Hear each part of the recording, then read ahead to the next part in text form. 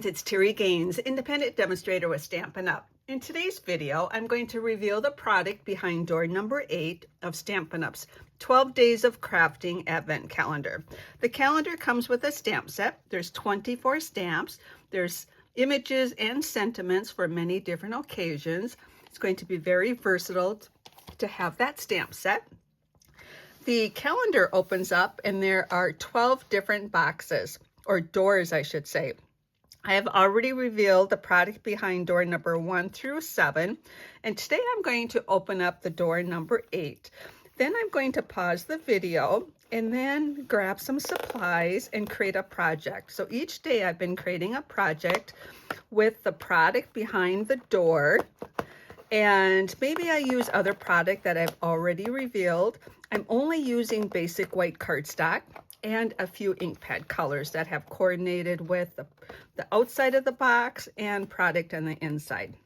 I'm trying to make sure I don't damage these doors because I'm going to repurpose this box. This box is beautiful. I have a couple ideas on how to repurpose it. So I'm going to share that after the 12 days of videos are complete. Also, at the end of the video series, anybody who purchases this kit, this advent calendar, selects me as their demonstrator. Or if you're on my team, I will email you a PDF that has all of the projects that I've shared over the 12 days. So let's go back to the advent calendar. What's behind door number 8? Oh, we have some baker's twine. We have 2 spools of baker's twine. Now, I could have used this for some previous cards that I created because they called for bows. And so looks like we have Misty Moonlight in white. And this looks like it might be the Poppy Parade. It goes very well with that, and also looks like it would go with Strawberry Slush and also Pretty in Pink. So I'm going to pause the video. I'm going to grab a few supplies and I'll be right back to make a card. Selected a few supplies and I think I'm ready to create a card. So I have decided to use the Misty Moonlight and white baker's twine. I'll save this one for future projects because I'm going to use this designer series paper. This designer series paper was behind door number 2 with several other prints, and I've not used this print yet and I absolutely love it. These two coordinate beautifully together. So I'm going to stamp some decorative images to go with the designer series paper. So I am going to stamp on some basic white cardstock, and I am going to use the Misty Moonlight ink and stamp some flowers. So I've decided to use the flower that is this flower right here, and it has a die that you can cut them out. So I'm going to cut them out with this die, and I want to add some multicolor, or what's the word I'm thinking of? I want to add a little more detail to my flowers. For example, see, you have got a darker color on the inside of the petals, so that gave me inspiration to try something. So I have my stamp here. I have right here the brush that was with the stencils. What door? I think this was door 5. I haven't cleaned it because I tried this to see if it's going to work. And then I have a clear block. So let's see, how do I want to do this first? I'm going to stamp this first, or ink it first. Tap, tap on my ink pad just to get ink on the surface of the stamped image. I'm going to stamp that off, get a lighter shade on, still a light shade of ink. I'm going to take my block, dab that into my ink pad to get a palette of ink. Then I'm going to take this brush and I'm going to add more ink just to the centers of these flowers to just give some dimension to these flowers. I'm tapping it on and I can kind of see the change in the color here. Now what is happening is that the original ink that I stamp is already starting to dry. You can reactivate it by getting it moist again and just breathe on it, huff on it. Just breathe on it, reactivate that ink, stamp on your paper, let it absorb into your ink pad, or absorb into your cardstock, goodness, And there, it didn't work as well as I want. I didn't get that dimension I was looking for. Let me try it again. Maybe because I want to stamp a little bit more off and get a better contrast. So let me try this again. Now, I told you my brush already had ink on it. I didn't clean it because I have tried this already. I was really happy with the results. But I don't know about anybody who also does videos. Once you hit that record, things don't always go as smoothly as they do when you're not recording. So reactivate that ink, stamp over here, give it time to absorb. And I got a little bit more contrast there. So I'm going to try it one more time because I want at least 3 or 4 flowers. So the thing about this, every time you do this, you're going to get a little different look because it depends upon how much ink you put in the centers, and also depends on, and maybe that's what I'm not doing. I need to get more ink on there. There we go. Now, while I'm doing this, I'm going to tell you that I think it was yesterday's video, I shared how I put ink on the block and colored my cardstock, and it just was not working out as well. Well, I discovered why. That block wasn't straight. It had a little divot in the block, so unnoticeable to the touch or the feel, but it was actually not totally straight, just a tad bit off. So my ink wasn't covering the whole block. That's what I was looking for. I wanted that type of contrast. So you know what? This video is unedited, so we just got some little trials there. I can still use those, but I didn't get that contrast that I wanted. I needed darker ink on the brush into there. So let's just pretend I did that 4 times, and I went to the sink already and cleaned those off and close this ink pad. I'm thinking, am I ready? I think I'm ready to close that. And let's also pretend that I took the center stamp and stamped inside all of those flowers, and I cut them out with my die. So let's just say I did all of that. Let's just fast forward and say that is all done. So I have got 4 flowers here. So I think I'm done stamping. This you can clean. Now I was cleaning it with alcohol wipes, so when I was trying to change colors on a video, you can take this to the sink and clean it off with water and just let it dry before you're going to use it again. So let's see, let's go back to the card. So I have chosen, now I have some decorative images. I'm going to have a bow on there. I have my basic white card base. I have committed to only using basic white cardstock. I want to use as few supplies as possible with this 12 days of crafting advent calendar. So basic white cardstock and a variety of ink pad colors, some basic tools, and all the supplies in the calendar. So I've been true to that so far.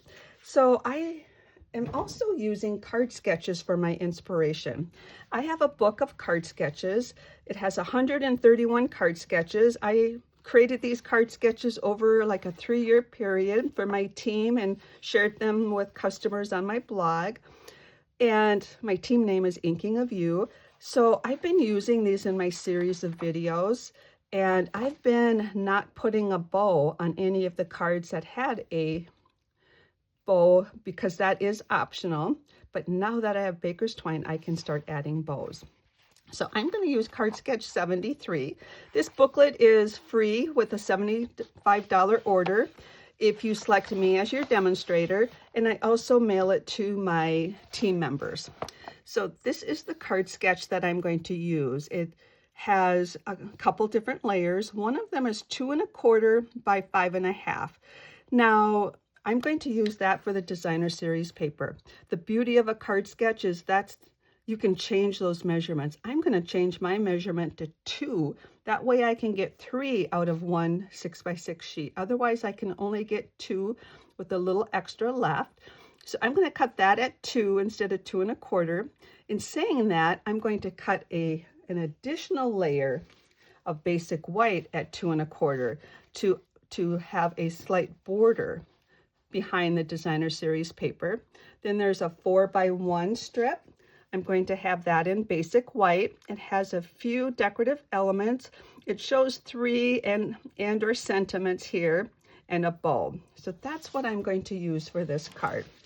So I actually created 4 decorative images, plus I stamped a sentiment and die cut it with the die that was behind door number 7. I revealed these yesterday. Today's door, project 8, behind door number 8. So in saying all of that, I have my designer series paper cut already. We get 2 sheets, so I cut this ahead of time, and it's going to be layered like this. Now I want to add some color behind this layer. So I'm going to do a technique that I did in previous videos where I take my ink pad, whatever color I want to use, and I've been taking the heart stamp. So what I've been doing is taking the heart stamp and stamping it along the edge that is revealed. So there's 1/8 of an inch of cardstock revealed here, and they're not all the same darkness. And then I even didn't get that. No, you know what? That's okay. I'm not going to use this one because I pre-stamped it. Oh goodness, I'm going in a hurry. I need to slow down. So you stamp that edge, and then when you put that on, you've got a pop of color there. Well, I did that ahead of time just to save some video time. I didn't think you needed to see me stamp all those hearts, but look, now I have a border of color, and I actually love how that turned out. So I think I'm done with my stamping. I did my sentiment off camera, die cut that. I can save that and use it for another project. I'm going to move all of this out of the way and start the assembly.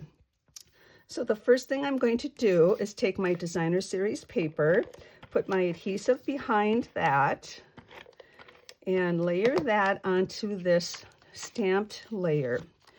So I'm going to line these edges up with my fingers, visually see if I have equal spacing on the top and bottom. And I'm going to say that looks good. See, that just adds some color. And I am okay that it's got just some different depths of color in there. I just think that works out really nice. So I'm going to try to put equal spacing top and bottom of this strip. And from my view, I think that looks pretty good. My view and the camera view are slightly different, and I think we're good with that. So now this had 3 like this. I'm going to actually, because these are all the same size, and I would probably have liked, oops, I forgot something. Goodness. Good thing I want to put this white strip on first. Now I'm leaving this white because that's going to help pop out those decorative images. This is going to go right in the center. Now I want to put a flower, these two, and then I'm going to put this one here. I'm liking that, but I want to add some depth to my flowers or dimension. So I'm going to take them and curve all the petals down at the beginning, and then just the very tips I'm going to turn back up.